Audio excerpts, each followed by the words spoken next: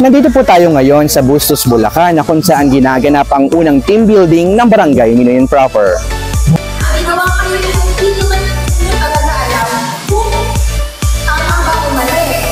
For example po, may ginawa kayo yung hindi tama, may ginawa kayo yung hindi naman yung pag-aalam kung 6730, tama po.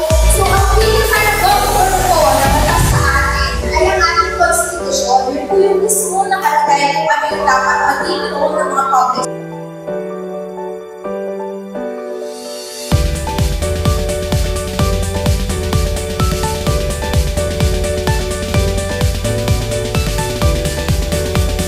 Magandang buhay, pamilya Minoveños. Nandito tayo ngayon sa Bustos, Bulacan na kung saan kasama natin ang mga kawani ng Barangay Minoyan Proper. At alam niyo po ba, ito ay first time na nangyari sa buong Minoyan Proper na nagkaroon ng seminar flash team building na kung saan sa pangunguna ito ni Kapitana Irene. At ngayon nangyayari sa umaga nito ay nagkakaroon na tayo ng selection by group na kung saan talaga competitive yung ating mga kasama at kawani ng barangay. Samahan ninyo kami at subaybayan ang buong maghapon kung ano ang kaganapan dito sa Bustos, Bulacan.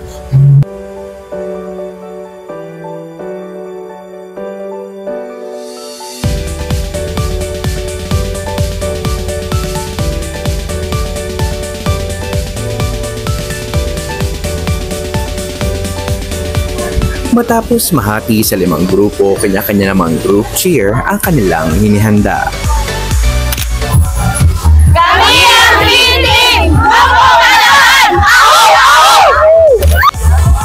Kami ang Next Round Garden! Get out!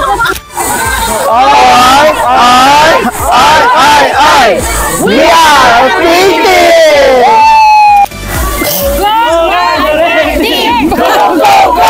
We are the Red Team! Fight, fight, fight!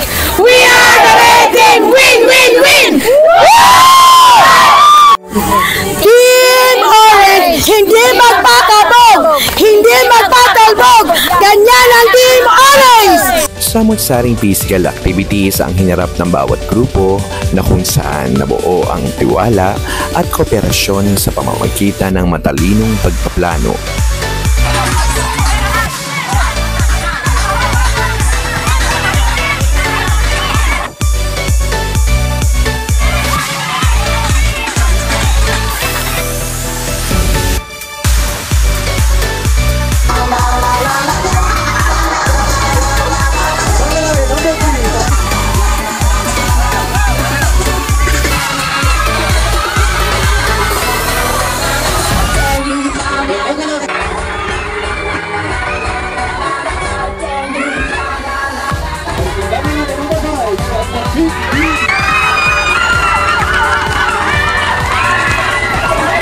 Ito ay mahalaga sa isang organisasyon dahil nagbibigay ito ng pagkakataon para mapalakas ang ugnayan at kooperasyon ng mga empleyado.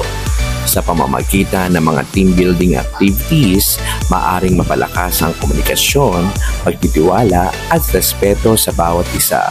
Dahil dito, isa-isa nilang nagawa ng maayos ang lahat ng pagsubok at napagtagumpayan ang mga ito.